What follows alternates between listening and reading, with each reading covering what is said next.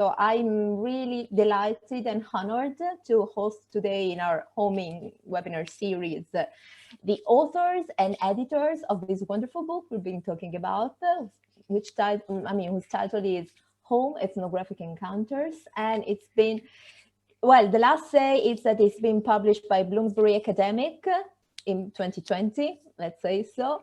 And I mean, today with us, we've got Johannes Lenhard, Farhan Samanani, Nikita Simpson, and Fatah Kazhaei, who are willing and they were really generous to be here with us for a couple of hours this afternoon. I won't say much about the speakers, of course, because I don't know them well, first of all, and sometimes I feel it embarrassing, to talk about people when they do know much more about their biographies than I can ever say.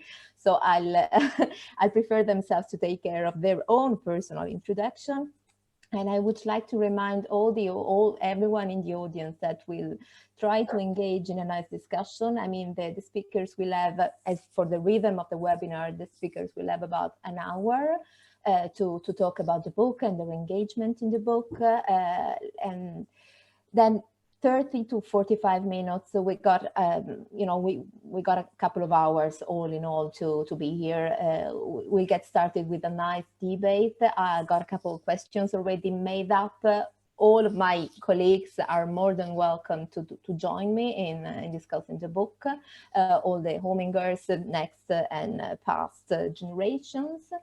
And I would just like to get starting quoting a very short string from the preface of your book, which was written by Stephen Goodman, who, I mean, I'm not really quoting, I'm just mentioning that he said that home somehow stretches the boundaries of ethnographic explorations.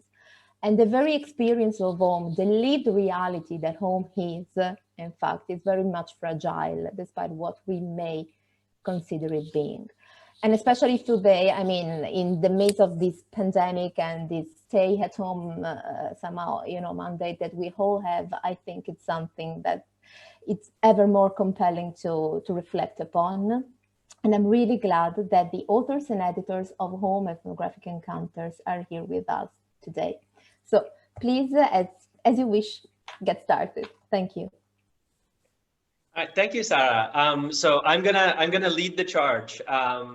So when we were planning how to respond to this wonderful invitation, we thought, okay, we'd like to keep a lot of the discussion ethnographically grounded, but then we also thought it would be handy to maybe go through some of the big picture ideas of the book, how maybe in certain ways they relate to your own work and some of the implications. And so the task of boring you has fallen to me.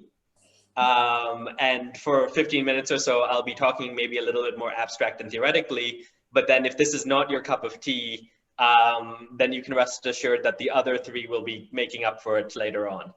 And I guess because I'll be speaking in this different register, maybe it would help also just to start by situating myself, since I won't be speaking so ethnographically anyway, but this, you can position me within the discussion. My work very much, I think, focuses around sort of these dual notions of community and diversity, but very much in taking this sort of inductive bottom-up perspective on what these mean. So these are such, almost like Raymond Williams style keywords. They're very taken for granted. They have these glows to them, and then we assume that they do things. We have narratives about what they are and what they do. And for me, the really interesting question is, what actually holds people together within day-to-day life, what shapes their interaction, and then what names do they give to these forms of kind of togetherness? And then similarly, what differences do people see as making a difference within their lives, to sort of paraphrase Bateson? So really taking this kind of grassroots view. And then the other dimension of this for me has always been, and then how do these local constellations of collectivity and of difference actually filter in or play with official political sort of systems, right? So what happens when everyday diversities, which inevitably exceed the categories and names we give to them, encounter things like ethnic labeling or, the division of funds or allocation of funds based by neighborhood or these sorts of things, right? My work's really been centered around London, though I do some work kind of across the south of England. But what people tell you about this region is true. It doesn't represent the whole of the UK by far and away. It's this sort of super diverse kind of own world in and of itself, and this has advantages and disadvantages. And part of the fun and the challenge for me has been to grapple with concepts like community and like home, especially in, you know, a context that typically in most characterizations is marked by flux, transformation, these sorts of things that we situate as the antithesis of these ideas, right? But still, obviously, people build their lives in these ways. So for me, that's really the interest in some of this stuff. And then in terms of the volume, our starting point for the volume was starting to recognize home through these discussions we were having with colleagues at this conference that Johannes mentioned, starting to recognize forms of home in what you might call edge cases. So there's this classic Western ideal of home, this image that which is an image we use to open the book, right? So here home is stable and secure. It's a place where we feel we belong. It's a place that's intimately tied up with our embodied sense of self. And perhaps more than anywhere else, we feel we're really ourselves at home, right? But also vice versa, we feel that the version of the world we experience at home or through the home is somehow the most authentic, you know? Grandma's cooking is the best cooking. You know, we were never quite as carefree as when we were children, or all these sorts of tropes of kind of domestic authenticity and sort of authenticity through dwelling, right? There's nothing as comfortable as our own sofa. The smell of smoke from the hearth brings us home, all these things, right? And this conception of home, you know, perhaps best defined by the term belonging, which we can interpret in phenomenological terms as a matter of correspondence between this embodied sense of self that we have on the one hand and the affordances of a given environment on the other. So close correspondence between these two. Though, just to note, also in the volume, we often use the term dwelling for this sort of conception of home. So belonging or dwelling, but I'm going to stick with the term belonging here. And then this conception of home shows up a fair bit in the anthropological literature, not to mention philosophy, sociology, geography, and everyday folk wisdom. So in anthropology, it's taken up explicitly by people like Danny Miller, for example, who look at home as the space where we strive to appropriate and we make our own in ways which both reflect our biographical history, but also reproduce a sense of ourselves to go forward, right? Sort of build up a store of selfhood almost that we can enter into the world with. But this notion of home as belonging is also implicitly there in a lot of other anthropological literature that focuses in some way or another on social reproduction, right? And this is true whether in structural functionalist accounts of kinship, you know, the spatial organization of villages and people moving through age-graded homes, for example, where, you know, this is producing subjects through the materiality and sort of symbolic importance of home, or, you know, in theories of habitus of social field, where actors come to value and pursue forms of capital through a process of immersive habituation in a particular milieu. So our starting point for the volume was recognizing a number of edge cases where this concept of home as belonging, basically as phenomenological groundedness, both did and did not seem to apply. So these edge cases come through, for example, in how Melissa Rapp talks about the insecurity of homes in South African townships, where belonging in place is always an effortful struggle, but still a struggle that people do, you know, continue to pursue. Or Adam Babette's account of an Indonesian village built in the path of an active volcano, where the potential for destruction is always there, but again, this folds into rather than undoes the sense of home people have. Or in Johannes's own work on the homemaking practices of the street homeless in Paris. And so our goal in this volume was to think through some of these edge cases, first of all, descriptively, and just expand this notion of home, capturing, you know, forms of home and processes of homemaking that didn't seem to fit the mold, but then also to do this analytically in terms of what this then means for how we understand home, and methodologically in terms of what this means for how we do ethnography. And these latter two questions of analysis and methodology for us were very closely tied up, because when you look at typical descriptions of the ethnographic method, the thing is that is perhaps most emphasized in these descriptions is immersion, that you sort of immerse yourself in a given social field, right? And so ethnography in these accounts is about acquiring a deep fluency in a way of being. It's about effectively cultivating a sense of belonging and then developing knowledge and analysis from the perspective of belonging. But of course, then these notions of fluency or immersion are rarely straightforward or uncontested, and there's a long history of critique. And so standing in opposition to the ideal of home as immersive belonging, you know, you get this idea, especially then from feminist scholarship and activism, which stresses how homes can both be alienated and alienating, right? So on the one hand, then homes require continual reproductive labor to sustain cooking, cleaning, the negotiation of family conflicts, paying the rent, dealing with natural disaster, making minor repairs, and much more.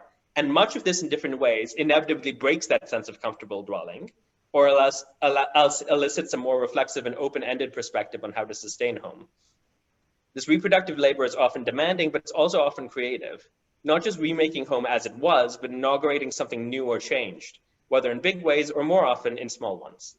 And as part of this, there's how home is often constituted in relation to migration and other forms of departure and return, where home is not simply somewhere to return to, but is rather something which gets transformed through these processes of going and coming.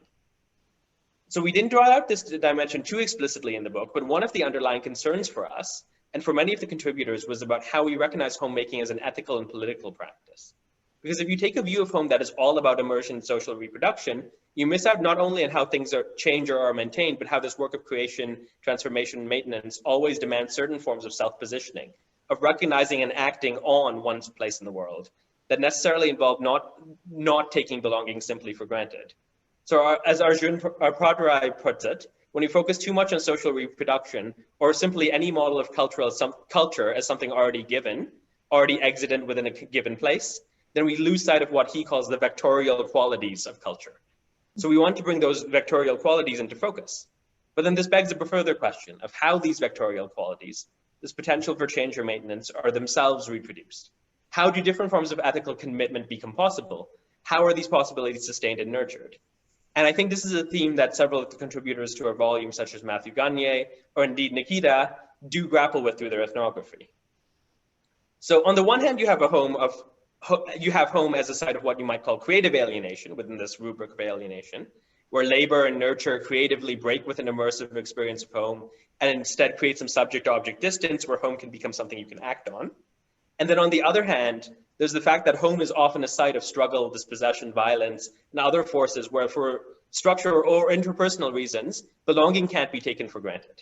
And actually belonging itself is something unevenly distributed and unevenly accessible.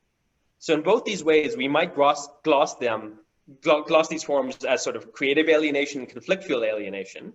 And both these ways, home empirically and descriptively is never simply a site of belonging or immersion. So then coming again back to the starting point, when I say we were looking at edge cases, and these were cases where the vision of home as a site of belonging didn't apply, these were also not cases where home was characterized simply by alienation. It was neither side of this binary, really. And so instead, what we thought we were seeing in these ethnographic cases was a tension between belonging and alienation, where both were present together in generative ways. So key goal of the volume was to really foreground that tension as something integral to home, so that both these elements were there and that the interplay of them was what gives home much of its complexity and richness. Then drawing on this, we use this understanding of home to push back on the standard, and you might even say romantic, conception of ethnography. And some anthropologists do often use romance or romanticism as a sort of genre trope, consciously.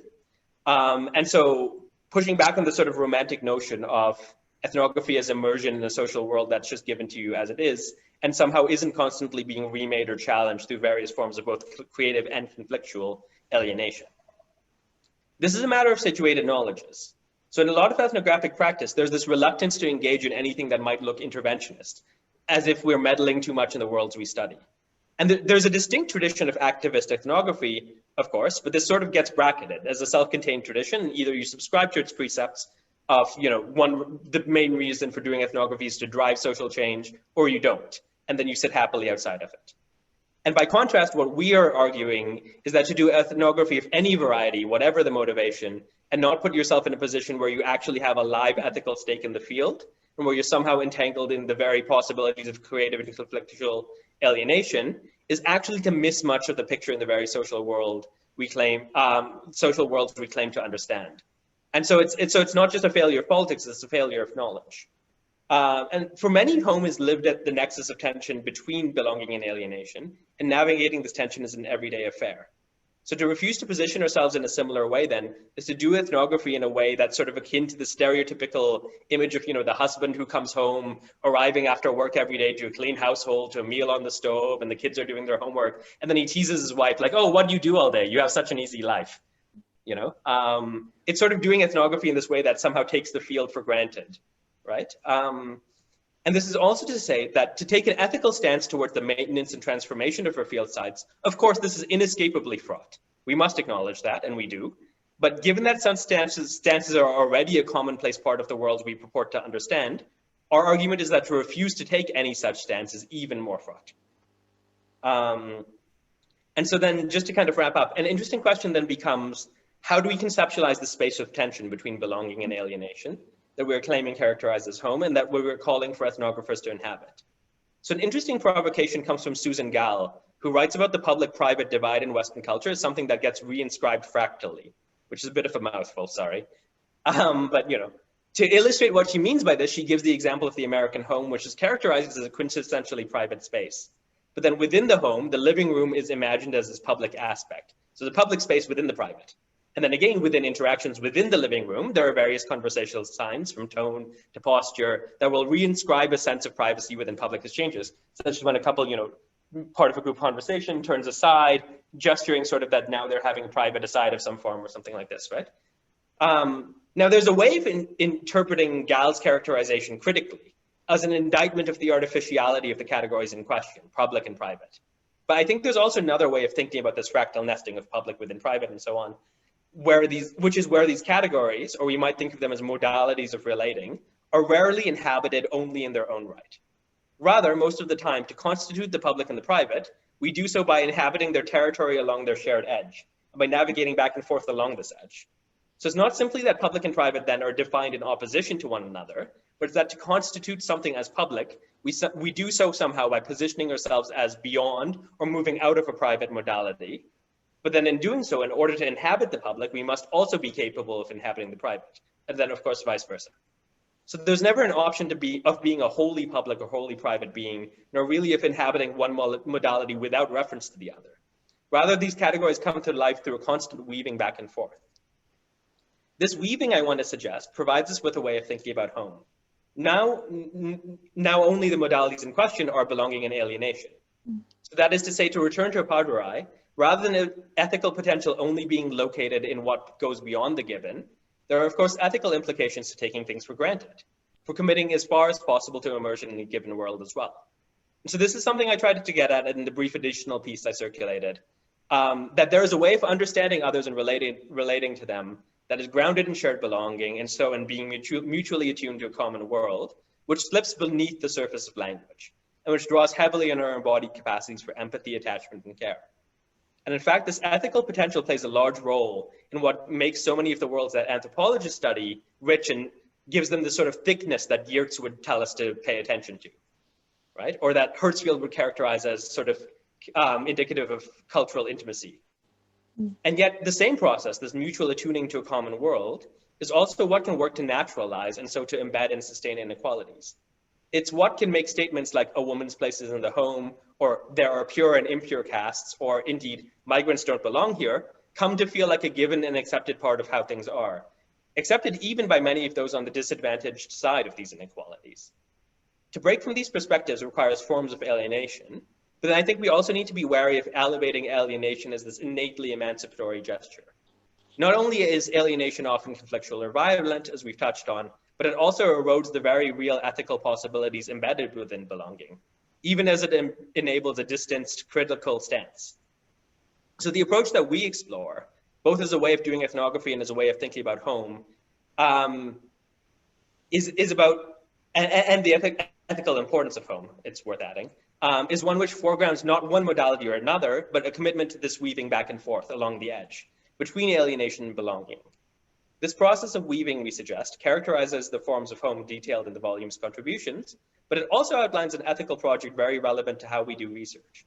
In fact, not only in terms of how we conduct ethnography, but how we formulate critique, what we choose to critique in the first place, and how we write and share our findings in conversations with whom and to what ends.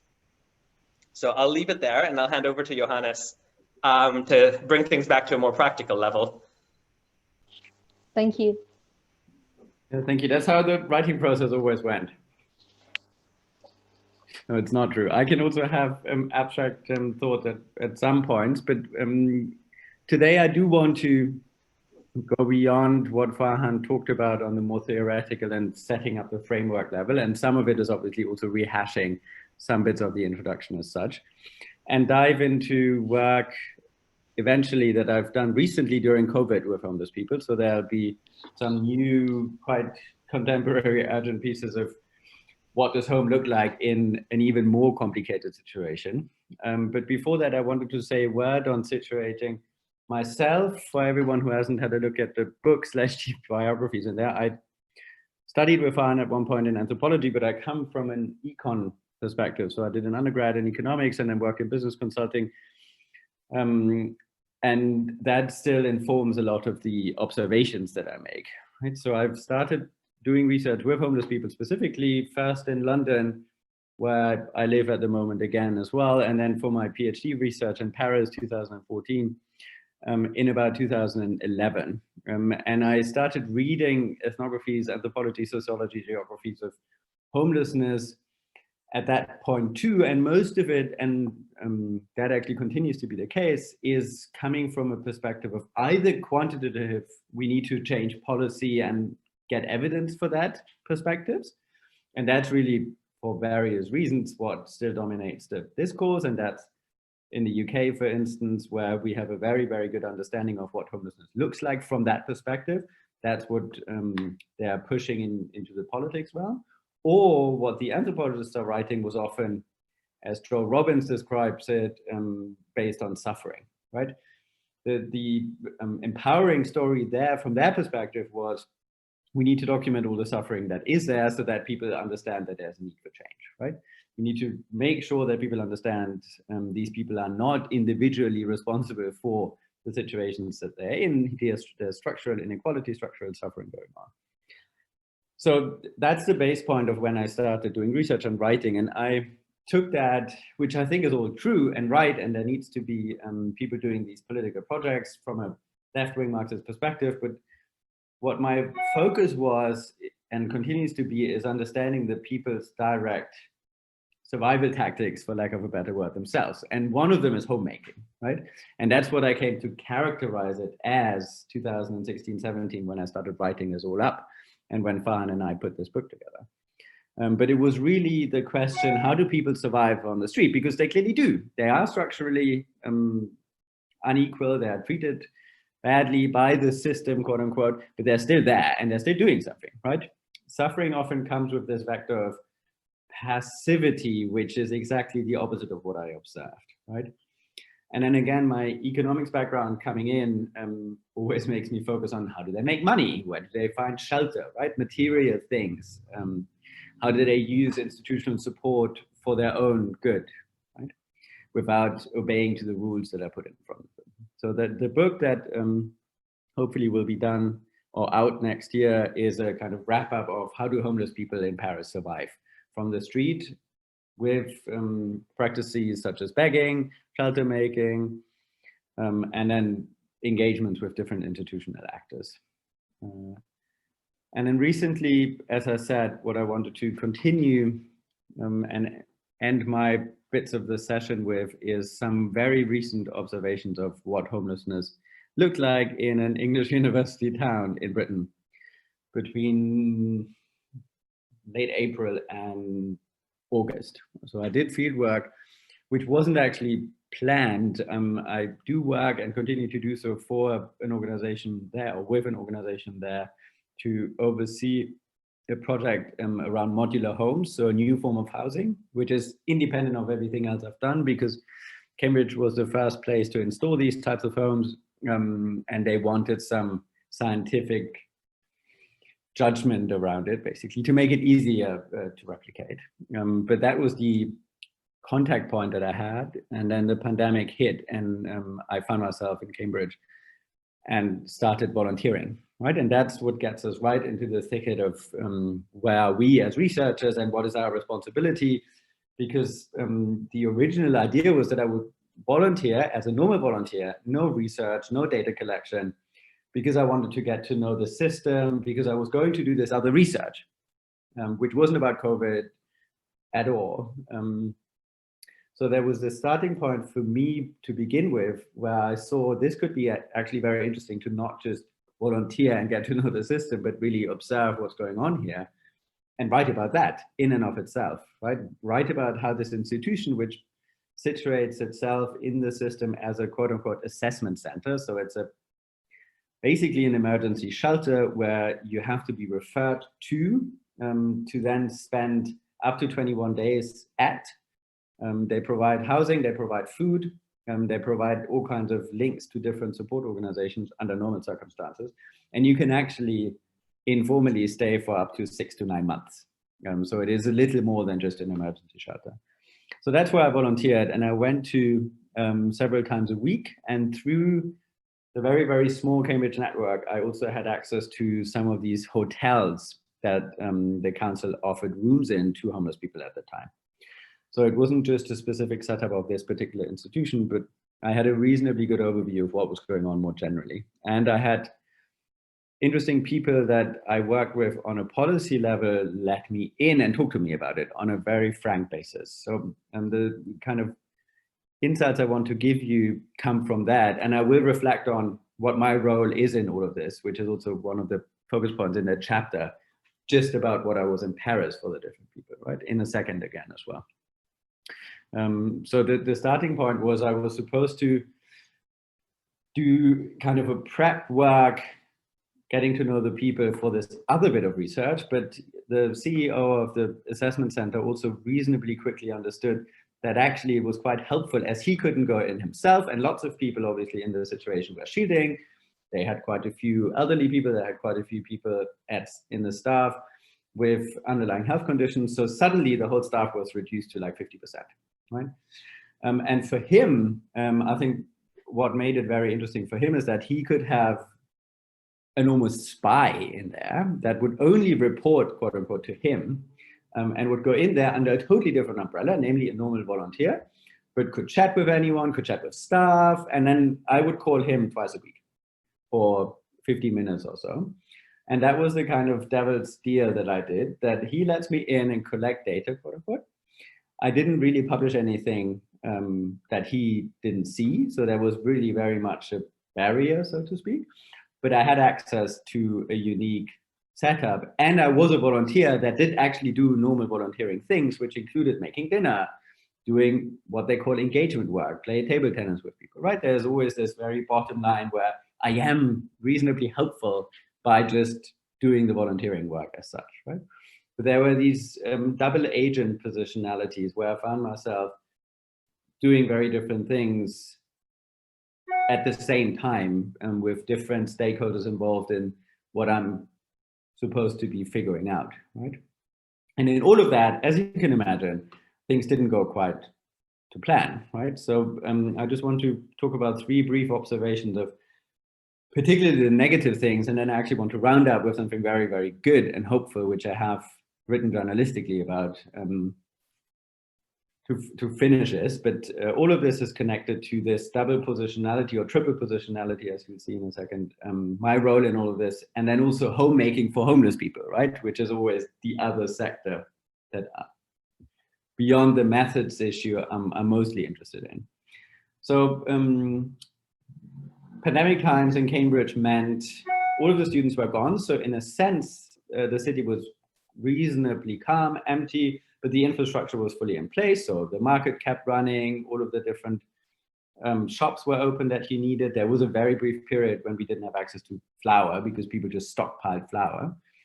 But overall, the city was reasonably calm. What that meant though, imagine these are people normally that come straight from the street. So people sleeping rough until the day before they move into this particular assessment center.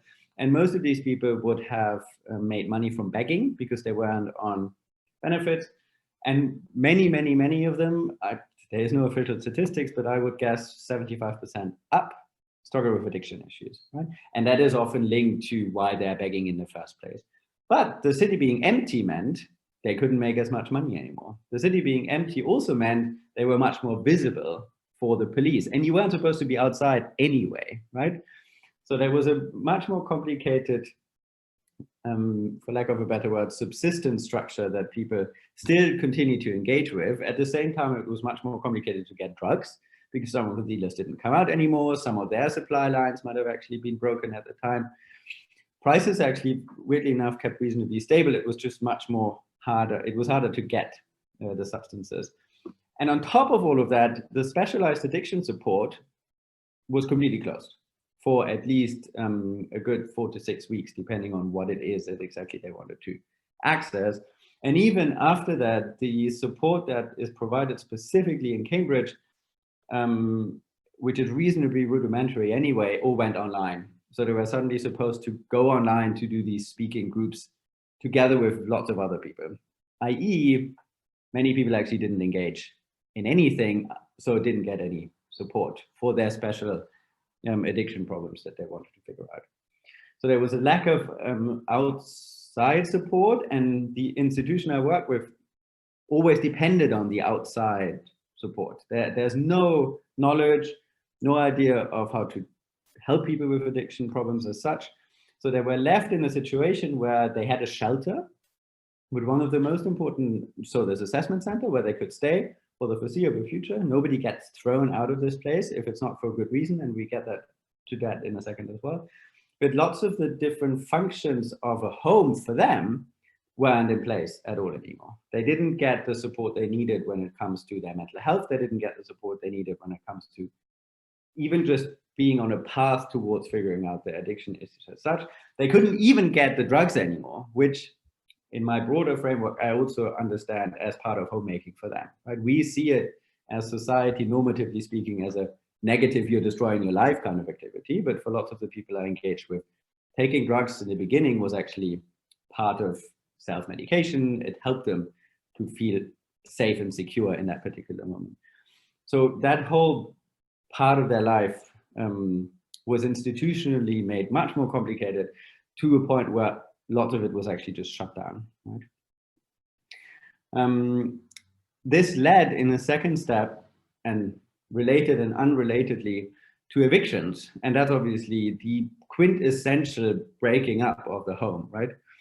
So in this particular assessment center, as I said, you normally can stay 21 days. Lots of people stay longer because they can't find what is called follow-on housing, so longer-term housing of one sort or the other.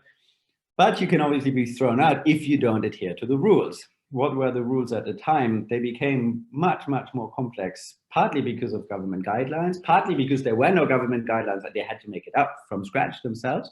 So how do you treat people that you know spend 10 hours a day outside, first of all, to make money, second of all, to buy drugs, and third of all, to consume drugs together with other people? You tell them you can't go outside anymore, you definitely can't be with other people, and you 100% shouldn't be consuming drugs, possibly using the same needle with other people, right?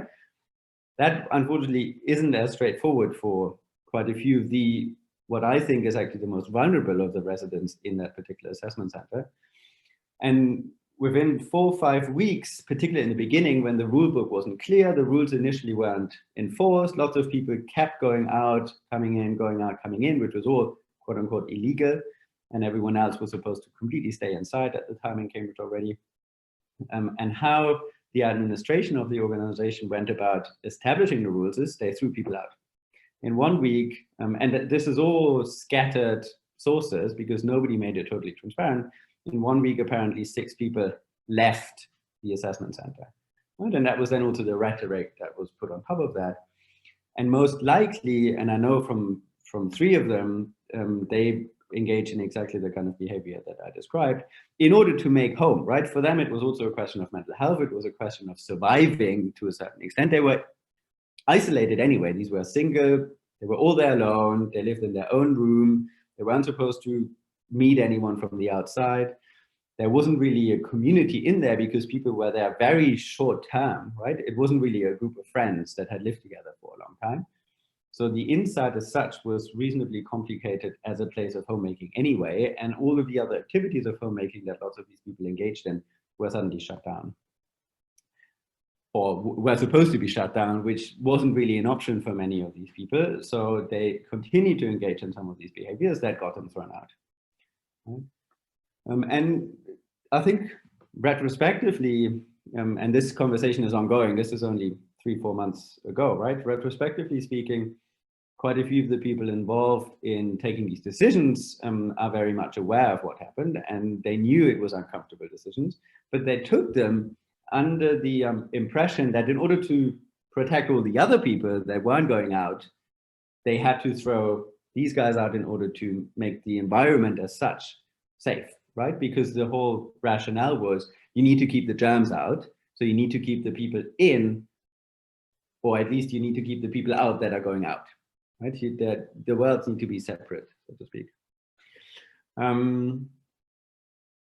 Yeah, and the questions about my positionality became even more complicated, right? Because it wasn't exactly clear at the time who I was for the people who I interviewed reasonably regularly, and as much for the different stakeholders in the administration as such, right? And that conversation is ongoing because we are now in the process, or I'm in the process of organizing a workshop where I'll bring them all together and we look back at how did we do during COVID. And just one last sentence on this. Overall, actually, interestingly enough, because of public health concerns, lots of people in Cambridge and Britain more broadly were offered housing that had never had housing of that type before, because they were supposed to be spreading the virus, which wasn't exactly what was happening. But the council has since committed to offering all of the people that have gone to hotels or other temporary parts of housing a longer term solution. And again, we're just in the middle of this, so it hasn't been resolved, but there's actually an opportunity at the moment to really change the face of rough sleeping.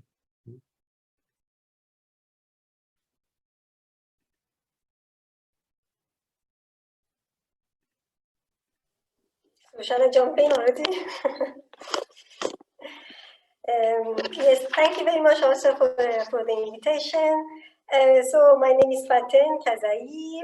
Well, I am a sociologist. If you have had time to go through the chapter, maybe you have noticed.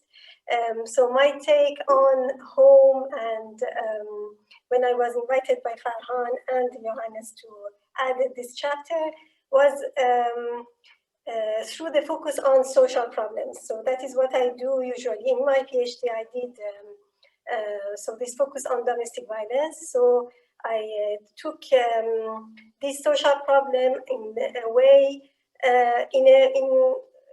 as a space where the differences of social, racial, and class-based and gender-based are constructed. And then more concretely, I looked at how this social problem is racialized and how public institutions in Switzerland, I did my work in Switzerland, they look at cases for migrants and for Swiss national people in different ways.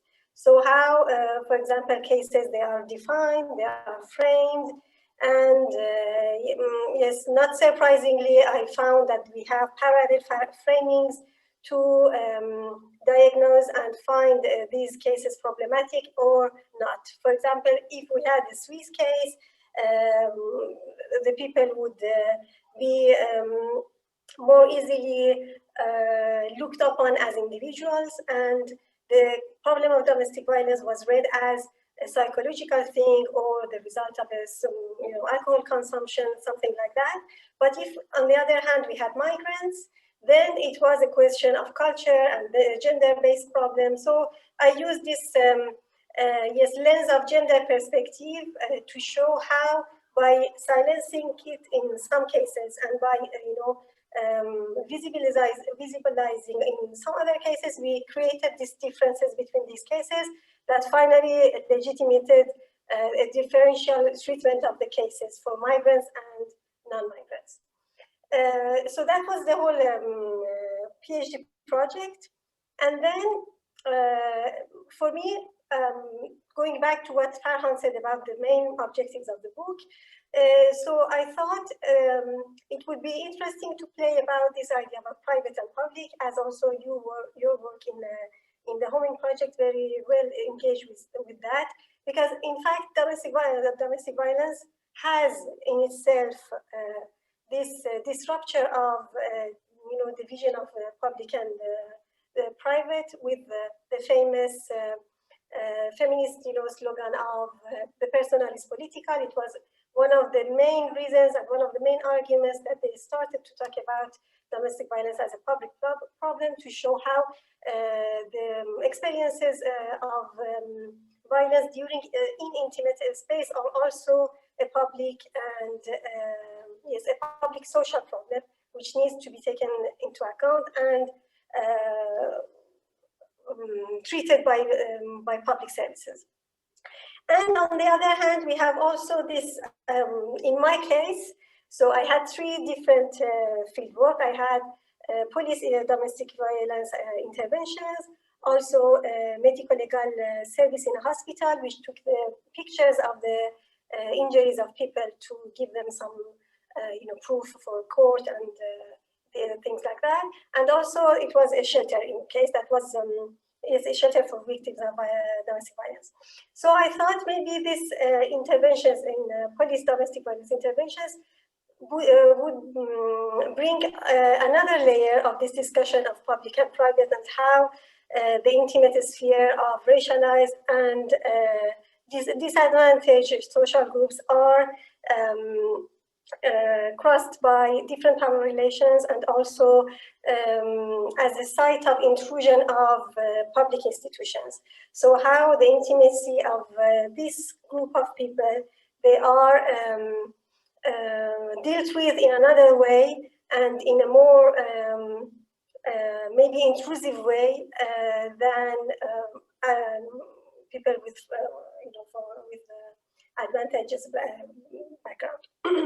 So it was all these tensions between public and private, and also I needed to make this ethical confession of this event that happened. I couldn't finally put this intervention specifically in the thesis, but I wanted to tell about it somewhere, because it's really profoundly destabilized me in the way that the intervention went, and also how it was something that I didn't, take into account, because now it is very difficult to talk about it, because with all Black Lives Matter and all these new events that has happened about, yes, police violence against racialized people, it seems a bit maybe strange, this chapter, but we should know that in Switzerland, the context is a bit different. So this lens of racial profiling for me was not directly and completely present at the beginning of my fieldwork, because yes, it was. I mean, the way that domestic violence public policies is put in place in Switzerland is not at all criminalized as it is in the US. Because in the US, many of these also violent interventions from the police has happened during the cases of domestic violence. But in Switzerland, the public policies, they are very much psychological based. They send people to psychotherapy. So they don't have this criminalized framework. So for me, it was something that that convinced me that it would be interesting to do this, but also I could be comfortable, because I'm not going with the police interventions into the homes of people, sometimes uninvited, because yes, as I explained in the chapter, it was not always possible to ask the consent of the people. But at the end, I thought, yes, it would be. It is a mission of help and support. And then, of course, it made me think about this. That is another point that I think it's interesting also to link with your work on, for example, the importance of smell, and how this specificity of the intimate sphere of people also can enter into relation between, for example, more broader social problems like racism, and how is their homemaking and belonging, and this is yes, sense of smell can play as a response to these broader social relations also. So and how finally it was your sentence that I thought is really interesting, when you say, so it is the senses as a core and neglected aspect of everyday homemaking, of the ways of using and displaying emotions connected to feeling at home. Yes, connected to feeling at home. And for me, it was really this affect and emotional and pain and unease that we as ethnographer also feel when we do this kind of field work. And also in I wanted to show that it is more than reflexivity, and it can also help as really data in themselves, and explain to us and bring new theoretical focus on the problem at hand. So I really appreciate this also to link that you make between really concrete and micro analysis of anthropological data, and also bigger issues methodologically and also theoretically. And I don't know if I have a bit of time yet. Do I have time, Farhan? Yeah, you've got like a few more minutes for sure. Yes. And yeah, I just wanted to say maybe two more words about my current project. I just started it, but I started to work on, now I'm in London too, working on how this time the social welfare agents for protection, child protection mission, they again intervene in the, with these home visits that they have in different neighborhoods. I mean, they have different boroughs of London, and how again this social problem is maybe defined, framed, or treated differently, of course, in relation to how these people, they are perceived by public welfare agents.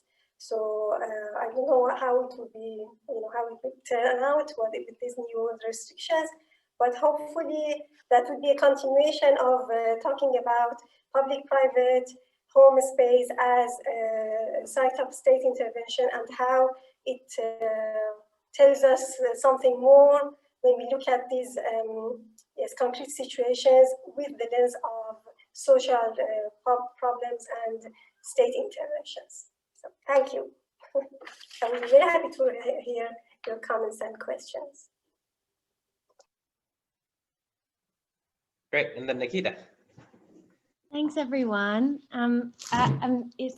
We've been sitting for an hour, so I'll try and keep it fairly brief. But thank you so much for having me. So just to introduce myself very briefly, I am a PhD candidate at London School of Economics, working with a number of amazing other senior scholars who work a lot on homes and have done, so it kind of has shot right through my field work. But today I want to speak about this piece that I wrote very, very soon after I returned from my PhD field work, which was included in Farhan and Johannes's volume.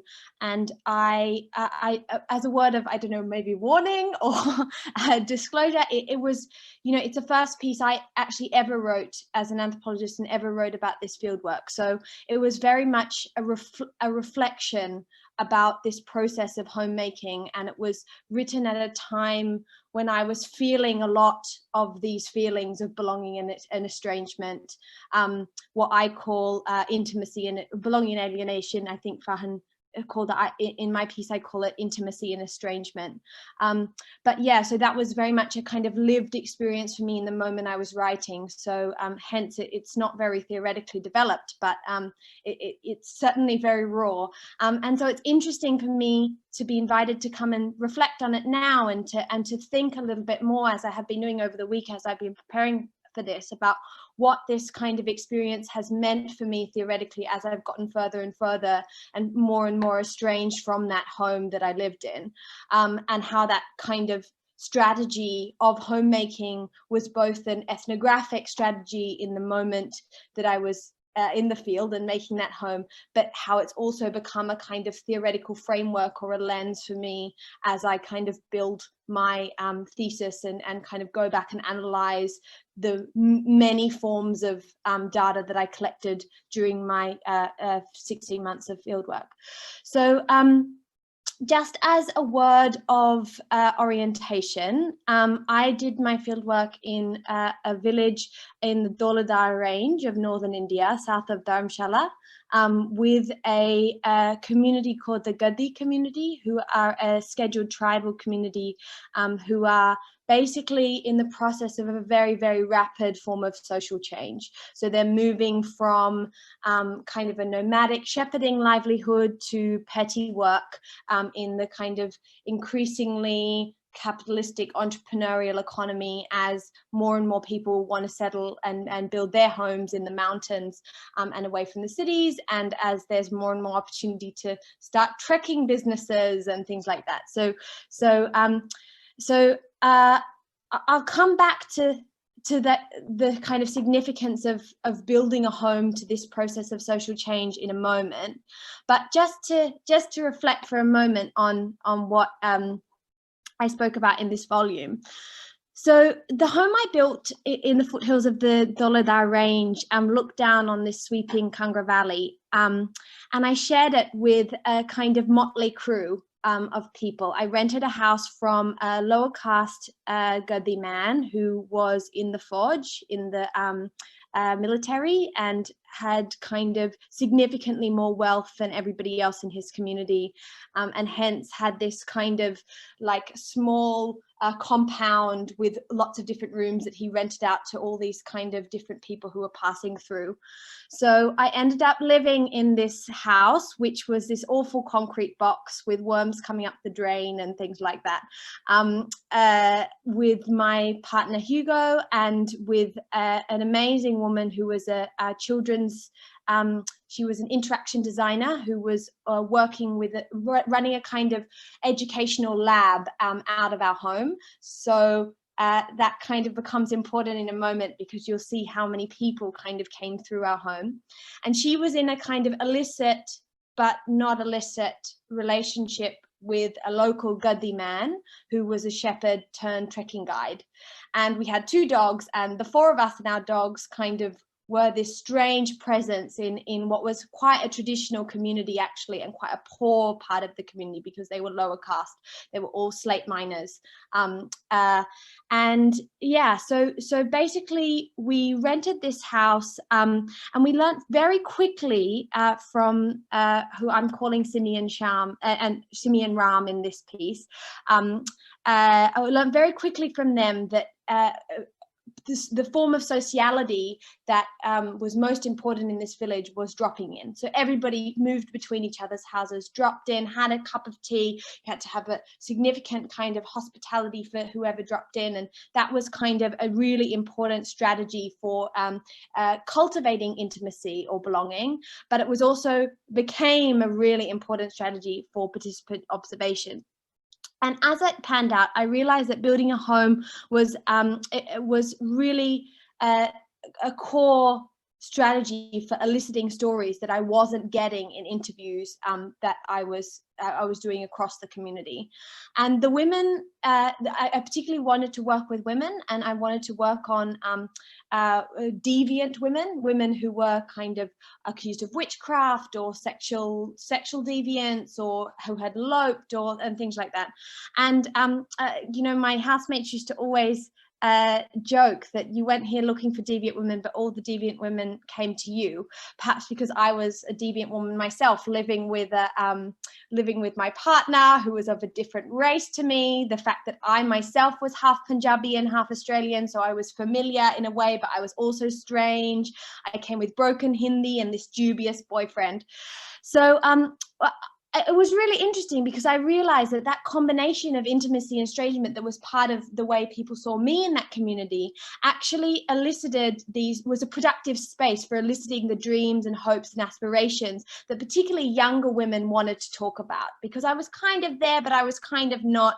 And it allowed them, and the space that we built actually provided this alternate kind of universe where people could come and kind of, you know, articulate those dreams and hopes. And we did lots of activities and lots of kind of fun things, creative things. We built a lot, we used craft a lot and things like that. And it became this space where they could leave the flux of their daily life, leave their social reproductive responsibilities that were falling more and more on them as they kind of left school, and kind of dream of a different world. So I had this very romantic idea of what we were doing. You know, it was all very wonderful and very freeing and whatever. And so I realized that they came to play. And, you know, for instance, girls would strip off their scarves and undo their braids. And one of the boys even felt comfortable to try on one of Simi's dresses and wigs and lipstick and things like that.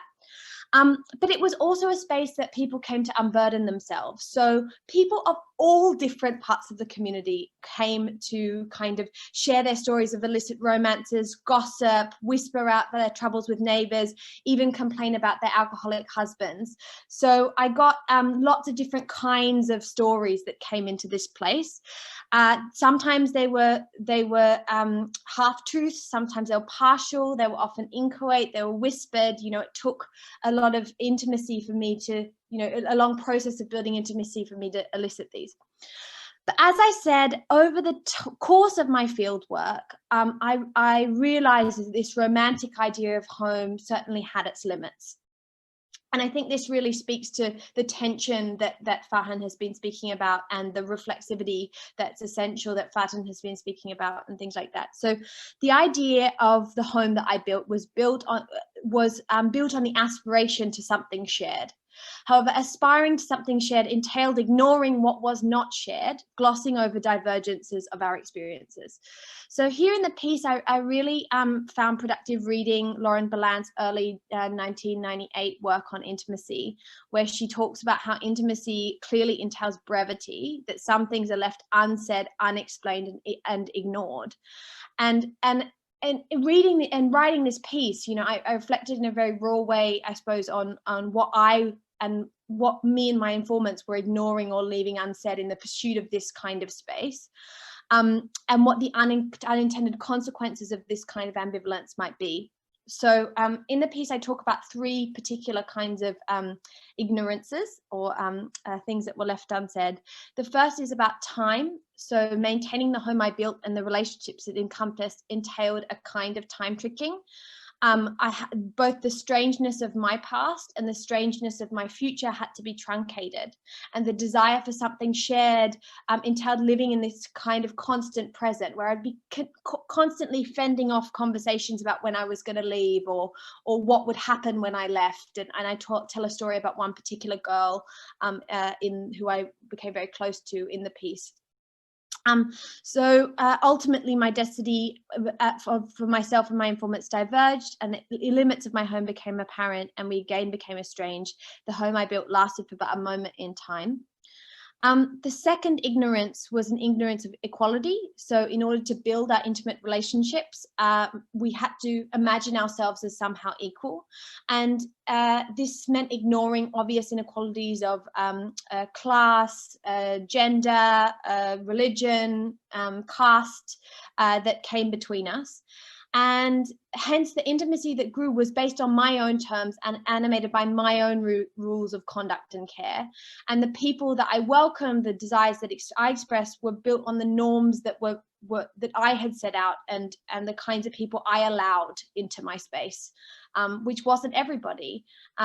So there's, you know, varying degrees of normalcy and deviancy that are expressed through this kind of more subtle form of peer pressure and policing that occurs within the home. The third ignorance was about privacy. So my house was kind of up in the treetops. It felt like really removed from the flux of daily life. But basically, I mean, everything that was going on there was completely known about by everybody else in the village. And I tell a story about how that kind of privacy was shattered when somebody came into my home and it was deemed illicit, and it had really serious consequences for her, actually, and how that act of engagement in village life and building intimacy actually put those who came into my home into danger in particular ways. And not to say I wouldn't have done it, but I think it deserves a kind of reflection, as I do in the piece. So basically, building the home for me required a kind of blind optimism, both a desire and a belief that I could and would build intimate relationships with my informants that were private, equal, and would last the test of time. My informants only entered my home and into such intimate relationships because I was a stranger and wasn't involved in those kind of networks of care and gossip. But as I became more and more entangled in those webs, I basically became more dangerous to be around. Our intimacy and our animating desires matured, revealing how our life worlds would not always match. And it became apparent just how fragile that home really was, both as an ethnographic strategy and as a place for me. And it appeared, you know, but for a moment in our lives when some unlikely stars aligned. So yeah, I think about it a lot at the moment when homes have become so central to our work. But I don't know if I have time. I could speak a little bit about how that kind of has become a strategy for my future research, or I could wrap up there. What is best? I think you can take a few minutes more, just 3 minutes more if you feel like. Sure. So just as a kind of, yeah, further reflection, you know, a year or 18 months on from when I wrote this piece, basically this thinking about these networks of care and community that I became entangled in, and watching other people make their homes as modes of building intimacy or choosing who they wanted to be intimate with and who they wanted to keep out, actually became the foundational tool of analysis for what my thesis has become about, which is about tension.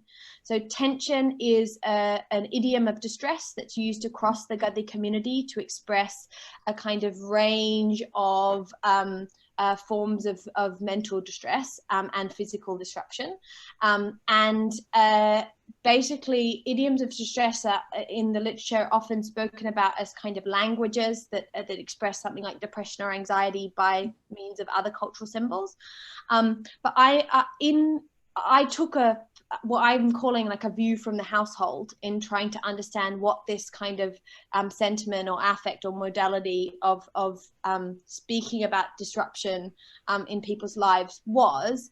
And I actually chart through my thesis the different ways in which people belonged or felt estranged from their homes and the changing responsibilities that they had in their homes as a means of understanding what tension meant. So it's particularly about tension for women. And so, for instance, I have a chapter about elderly women and about how their labor in the household has been devalued and their positionality in the home has been devalued over the course of the last 50 years with livelihoods change. And that's resulted in a particular form of tension called kamjori, which is about bodily weakness. By contrast, Gadi married women have this aspiration to upward social mobility, to being housewives and taking on the management of relationships in the household, and they express the strains of that in Gorkha tension, or literally household tension. And then thirdly, adolescent girls have expressed something called future tension, which was related, all three are related to kind of fairly different actually bodily symptoms. A third one related to future tension, where adolescent girls dreamed of being away from the home but kept kind of having those relationships stretched back to their domestic responsibilities. So they were aspiring to kind of move into their marital home or move to a city for employment or for education, but they kind of kept snapping back to this kind of waiting in the home for this future that kind of never arrived. Yeah, so that strategy of trying to understand intimacy and estrangement is critical for developing that kind of emic theory of tension that is in my thesis. It's also critical for a new project that I'm working on about basically about COVID and care relationships. So with Farhan and Johannes have also contributed, but we have a report coming out this week based on 6 months of fieldwork that came out of the LSE Anthropology Department, a group of us called the COVID and Care Research Group, which I led. And basically the kind of tagline of the report is about the fact that government policy in the UK has ignored the networks of care and ignored the kind of flexible nature of household and household relationships in social restrictions and policies towards recovery, and it kind of explores the different ways in which the country has suffered as a result of that ignorance of care work and households. So I'll leave it there and can speak to that further if anybody's interested as our report is coming out this week. But yeah, thank you so much for having me.